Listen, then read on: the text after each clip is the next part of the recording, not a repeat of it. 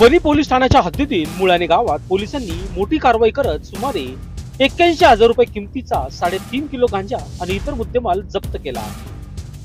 5 August रोजी रात्री 8:30च्या सुमारास ही कारवाई करण्यात आली आहे. सहाय्यक पोलीस निरीक्षक गायत्री जाधव, पोलीस उपनिरीक्षक गणेश कुटे आणि हेमंतराव पोलीस हवालदार वसंत साबळे यांच्या पथकाने कांतीलाल पांडू पालवी वर्ष 62 यांच्या घरी छापा टाकला. त्यावेळी एका पांढऱ्या प्लास्टिकच्या गोणीत 3.650 किलो वजनाचा गांजा सदृश्य सुका वनस्पतीजन्य पदार्थ आढळून आला.